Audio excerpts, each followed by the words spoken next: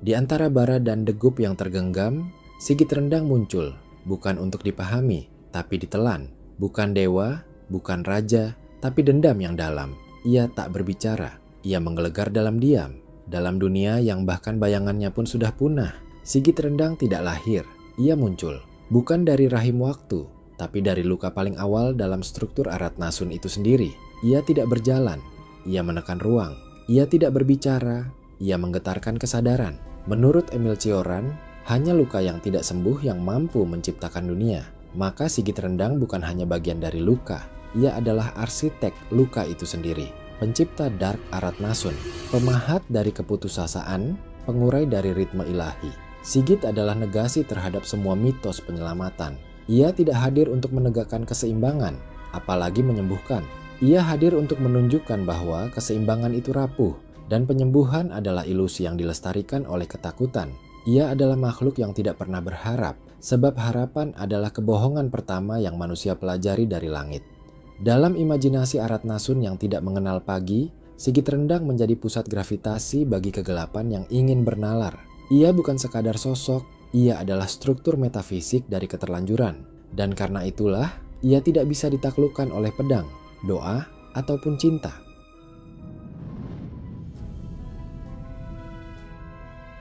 Dark Aratnasun bukan lintang dan bujur, bukan sekedar nama, bukan pula takdir. Ia adalah kemungkinan buruk yang berhasil terjadi, dan Sigit Rendang adalah awalnya. Dialah yang menanam benih kegelapan bukan dengan tangan, tapi dengan pilihan. Nietzsche menulis, jika engkau menatap ke dalam kegelapan terlalu lama, maka kegelapan itu akan menatap balik. Tapi Sigit Rendang tak hanya menatap kegelapan, ia menyusunnya seperti puisi, memahatnya dari kekecewaan kosmik dan ketidakberdayaan eksistensial. Dark Aratnasun bukan ciptaan biasa. Ia adalah keputusan metafisik. Sigit Rendang tidak pernah menciptakan untuk dipuji. Ia menciptakan agar semua makhluk belajar takut pada asal-usul mereka. Dark Aratnasun bukan benteng perlindungan, tapi museum trauma. Setiap sudutnya menyimpan suara makhluk yang pernah bermimpi menjadi cahaya, lalu dihancurkan oleh harapan itu sendiri. Dalam filsafat eksistensial, penciptaan bukan sekadar tindakan, tetapi refleksi dari ketiadaan makna. Sigit tidak mencoba memberi makna, ia menghapusnya, karena dalam kehampaan itulah Dark Aratnasun bernapas.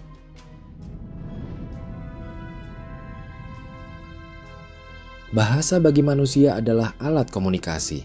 Bagi Sigit Rendang, bahasa adalah senjata kesadaran.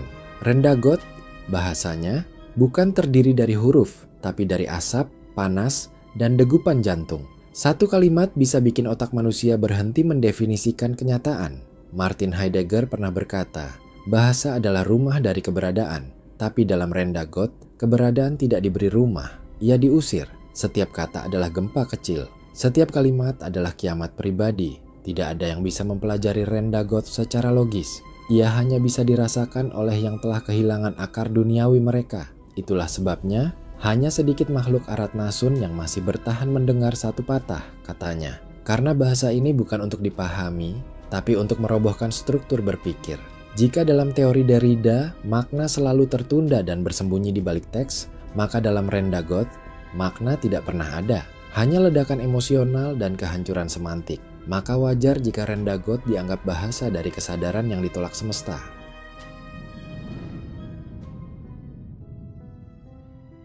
Sigit tidak menyerang, ia melihat, dan dengan tatapan itu, cahaya menguap. Seperti lubang hitam yang bermoral, ia hanya menelan ketika melihat ada optimisme. Ia adalah anti fajar. Menurut Albert Camus, satu-satunya kebebasan sejati adalah pemberontakan terhadap absurditas. Maka, Sigit Rendang bukan sekadar penguasa gelap. Ia adalah pemberontakan terhadap terang itu sendiri. Tatapan Sigit Rendang bukan sekadar fenomena visual, melainkan peristiwa ontologis. Ketika ia melihat, bukan hanya partikel cahaya yang lenyap, tapi juga memori tentang terang itu sendiri. Ia menghapus kemungkinan kebaikan dengan keheningan yang jauh lebih memekakkan dari teriakan neraka. Dalam pandangan Plotinus, cahaya adalah manifestasi dari The One, sumber segala kesempurnaan. Maka, jika Sigit bisa menelan cahaya, artinya ia adalah negasi dari The One, entitas yang hanya bisa muncul jika semesta sedang melemah.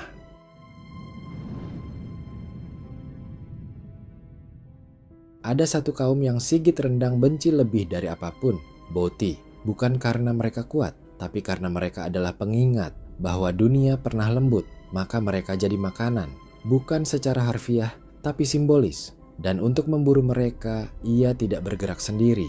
Ia punya Ho'oh Tenan, manusia spiritual yang bertugas menculik Bauti untuk dijadikan persembahan tubuh dan trauma. Dalam pemikiran Thomas Hobbes, manusia adalah serigala bagi sesamanya. Namun bagi Sigit Rendang, manusia hanyalah daging. Dan Bauti adalah sajian nostalgia yang ia telan agar dunia tak pernah ingat cara tertawa. Di Arat Nasun, Bauti adalah simbol keterlambatan cinta. Mereka menolak tunduk pada kodrat, dan karena itu, Sigit menandai mereka sebagai cemilan emosional untuk dikunyah dalam sunyi dan diludahkan dalam bentuk abu. Bauti tidak dibinasakan secara vulgar, mereka dihapus secara spiritual.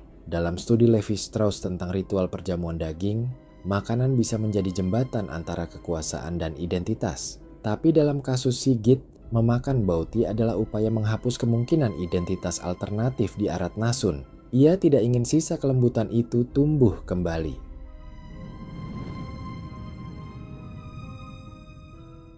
Gareth Conrad, satu dari 3 penjaga Arat Nasun, pernah berani menantang Sigit sendirian. Hasilnya, ia tidak mati. Ia kehilangan massa ototnya. Tubuhnya masih ada, tapi kekuatannya tidak. Menurut Foucault, kuasa tidak selalu menghapus. Ia menghancurkan struktur sebelum kehendak. Sigit Rendang tak meniadakan Gareth karena ingin ia tetap hidup.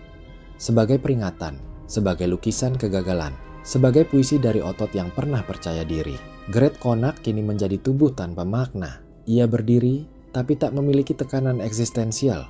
Ia bicara, tapi hanya dengan gema yang ia sendiri tak pahami. Inilah bentuk hukuman Sigit yang paling dalam, membiarkan musuhnya hidup sebagai artefak kegagalan. Dalam pandangan Giorgio Agamben, sosok yang dikosongkan dari kapasitas tindak disebut sebagai Homo Sacer, manusia yang boleh dibinasakan tapi tak boleh dikorbankan. Gareth menjadi versi dark dari konsep ini, manusia yang tidak boleh mati agar kekalahan itu abadi.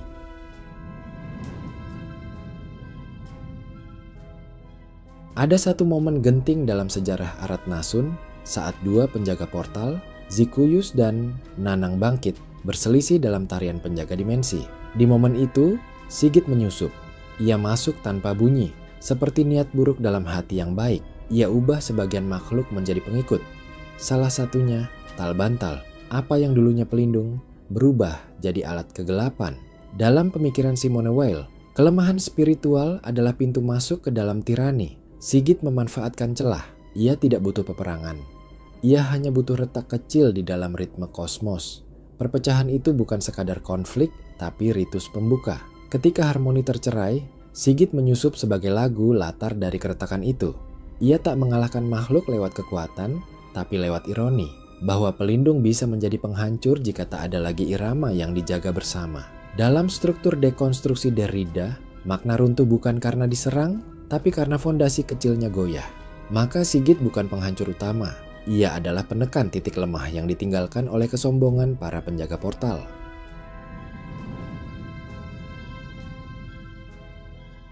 Sigit Rendang pernah hampir musnah, bukan karena musuh, tapi karena penyakit. Sukmadik, penyakit kesadaran yang hampir mencabut jati dirinya. Di titik nadir itu, cahaya sempat hendak masuk ke Dark Arat Nasun. Tapi datanglah Gogon Tunjang, sahabat dan sesama makhluk kegelapan. Ia menyelamatkan Sigit bukan dengan obat, tapi dengan dendam. Menurut Kierkegaard, penderitaan adalah akar dari keabadian spiritual. Sigit lahir kembali, tapi bukan sebagai pribadi, sebagai kehendak destruktif yang abadi. Sukmadik adalah penyakit yang bukan menggerogoti tubuh, tapi arah makna. Sigit nyaris menjadi makhluk yang ingin mengampuni, dan karena itu, semesta mulai retak. Tapi Gogon tahu, jika Sigit kembali mencintai, maka Dark Arat Nasun akan menjadi taman, dan itu tak boleh terjadi. Dalam psikologi eksistensial, penderitaan bisa melahirkan 2 jalan, transformasi atau kehancuran. Tapi Sigit memilih jalan ketiga, transformasi melalui kehancuran. Ia menjadi entitas yang tak bisa diampuni karena ia tak lagi mengerti konsep pengampunan.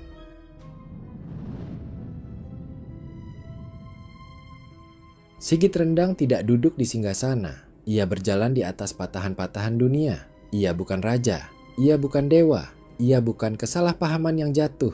Ia adalah sistem kehancuran yang diberi kesadaran. Dewa Dark Aratnasun bukan karena ia dipilih, tapi karena tak ada makhluk lain yang cukup kuat untuk tidak binasa oleh eksistensinya. Menurut John Baudrillard, kekuasaan sejati adalah yang tak perlu diakui. Sigit Rendang tidak perlu diakui, karena semua yang tidak mengakuinya sudah lenyap. Dalam tiap dimensi, makhluk kuat selalu dicari untuk disembah. Tapi Sigit Rendang membatalkan kontrak sosial itu. Ia tidak ingin disembah, ia ingin disadari sebagai potensi kehancuran yang tak terhindarkan. Ia adalah eksistensi dari kemurnian kehampaan. Sigit tidak menjanjikan apapun. Ia hanya hadir sebagai kutukan yang berjalan lambat. Dan barangkali karena itulah ia tidak bisa dikalahkan. Karena apa yang tidak menjanjikan tidak bisa dikhianati.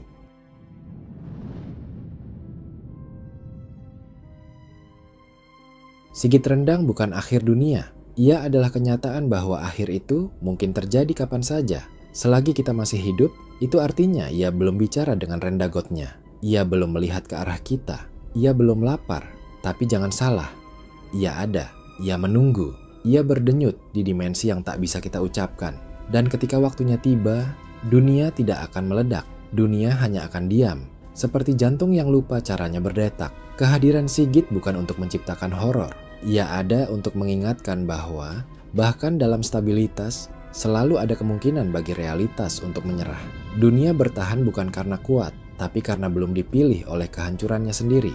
Dalam kegelapan yang tidak butuh malam, nama Sigit Rendang adalah doa terbalik. Tidak untuk keselamatan, tapi untuk mempercepat penyerahan diri. Gelap tak selalu hampa. Kadang ia bernama Sigit Rendang, dendam yang menjelma rupa, bukan akhir. Hanya jeda yang menyala. Di balik cahaya, ia masih menunggu, mengunyah makna.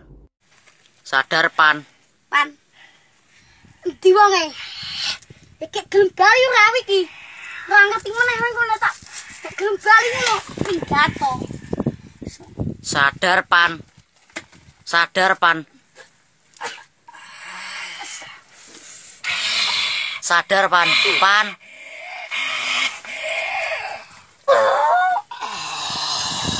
Sadar, Pan. Pan, sadar, Pan.